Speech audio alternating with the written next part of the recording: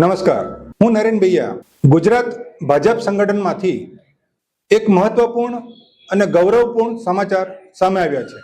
વલસાડ ડાંગ લોકસભા વિસ્તારના યુવા અને લોકપ્રિય દંડક અને સાંસદ ધવલભાઈ પટેલને ગુજરાત રાજ્ય સંગઠનના સહપ્રવક્તા તરીકે મહત્વપૂર્ણ જવાબદારી સોંપવામાં આવી છે। આ નિયુક્તિથી ખાસ કરીને દક્ષિણ ગુજરાતના આદિવાસી વિસ્તારોમાં આનંદ અને ગર્વની લાગણી ફેલાઈ છે। વલસાડના સાંસદ ધવલભાઈ પટેલ લાંબા સમયથી આદિવાસી સમાજના વિકાસ, શિક્ષણ, આરોગ્ય અને રોજગાર જેવા મુદ્દાઓ પર સક્રિય રીતે કામ કરતા આવ્યા છે।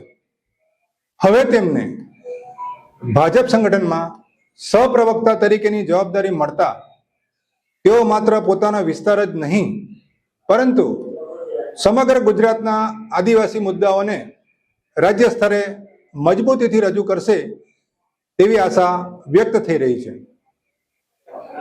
આદિવાસી વિસ્તારોમાં રોડ, પાણી, આરોગ્ય સેવા, શિક્ષણ અને રોજગારની સુવિધાઓ વધારવા માટે ધવલભાઈ પટેલ દ્વારા સતત પ્રયત્ન કરવામાં આવી રહ્યા છે। ખાસ કરીને વાંસદા, ધરમપુર, કપરાડા અને ડાંગ જેવા વિસ્તારોમાં વિકાસના કામોને આગળ વધારવા તેઓ સતત કટિબદ્ધ છે।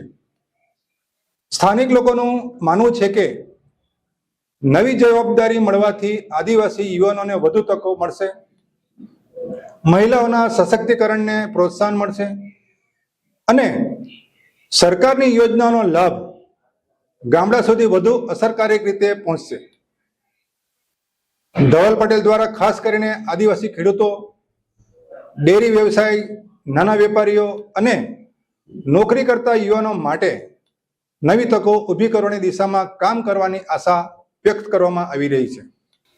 તેઓ શિક્ષણ ક્ષેત્રે નવી સ્કીમ, સ્કોલરશીપ અને સ્કિલ ડેવલપમેન્ટ પર ભાર મૂકશે એવી ચર્ચા ચાલી રહી છે।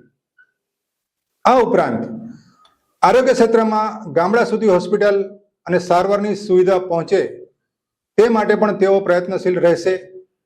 સ્થાનિક ભાજપના કાર્યકરો, આદિવાસી આગેવાનો અને જનતામાં ખુશીની લાગણી જોવા મળી રહી છે।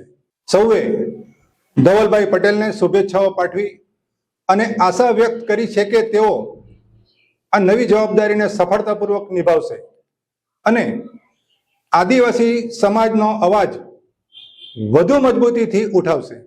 આ રીતે વલસાડ ડાંગના સાંસદ ધવલભાઈ પટેલને સહપ્રવક્તા તરીકેની નવી જવાબદારી મળતા સમગ્ર દક્ષિણ ગુજરાતમાં ગૌરવ અને આનંદની લાગણી વ્યાપી ગઈ છે। આવનારા સમયમાં તેઓ રાજ્ય અને રાષ્ટ્રીય સ્તરે આદિવાસી સમાજના હિતમાં મહત્વપૂર્ણ ભૂમિકા ભજવશે તેવી આશા વ્યક્ત થઈ રહી છે।